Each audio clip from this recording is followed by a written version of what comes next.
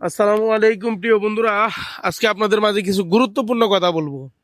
আমি এখন আছি বর্তমানে জামাল খান, এবং সবচেয়ে অদ্ভুত বিষয় হলো আমরা কিছুদিন আগে যে আদি ভাইকে হারালাম, সেই আদি ভাইকে কিন্তু আমরা চাইলেও আর খুঁজে পাবো না। এবং এমন সোনার মানুষগুলো 100 বছরে একজন মানুষ তৈরি হয়। আমার বাংলাদেশ চাইলেও আর একজন হাদি তৈরি করতে পারবে না। আমরা যাকে হারিয়েছি, হয়তো আমরা তাকে চিনতে পারি নাই, সে কত অমূল্য রতন ছিল আমাদের কাছে। আজকে চট্টগ্রামে আন্দোলন হয়েছে হাদি ভাইকে নিয়ে, তা আমরাও গিয়েছি, এবং গিয়ে আসলে আমরা গিয়ে দেখি যে আন্দোলন শেষ পর্যায়ে। তো আসলে আমি কখনো কারোর জন্য কান্না করি নাই, বাট হাদি ভাইয়ের জন্য আমার প্রচুর মানে কি হৃদয়ে রক্তকরণ হয়েছে। সে কিন্তু আমার আত্মীয় না, এবং সে আমার প্রতিবেশীও না, কিন্তু তার জন্য কেন জানি এতটাই হৃদয় আপনার রক্তকরণ হয়েছে, তার একটাই কারণ, সে একজন ভালো মানুষ ছিল। সে চাইছিল এই দেশটাকে ভালো করার জন্য, সে চাইছিল এই সমাজটাকে ভালো করার জন্য, কিন্তু সে পারে নাই। ভাগ্যের সেই পরিহাস। এবং যে ঘাতক ওনাকে গুলি করেছে, হয়তো সেও জানতো না তার সম্পর্কে।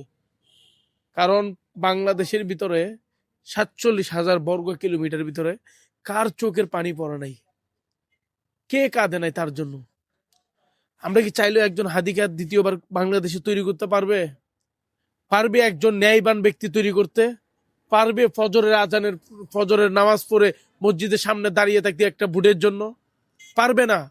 হ্যাঁ পারবে, আপনার বিক্রেস ভর্তি টাকা নিয়ে নির্বাচনের প্রচারণায় নামতে। এবং আরেকবার ওরা এই টাকাগুলো উদ্ধার করার জন্য এবার যা যা দুর্নীতি করার দরকার সব করবে। অতএব সামনে নির্বাচন আসতেছে, নির্বাচন নিয়ে কথা নাই বলি, তবে আমি এতটুকু বলতে বলতে পারি, একজন হাদি কিন্তু এই বাংলাদেশে আর দ্বিতীয়বার জন্ম নিবে না।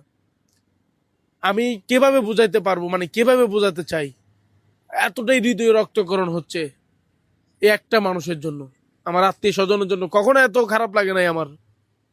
এবং হাজার হাজার সেলুট জানাই সেই হাদি ভাইকে।